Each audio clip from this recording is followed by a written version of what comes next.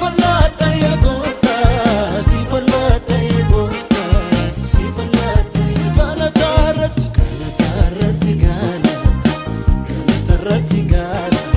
si falada ya gofta.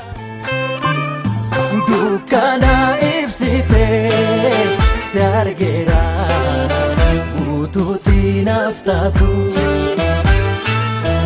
Utuni nalati nakape sinenyu fakatu ararake osonarku akam gote kanandes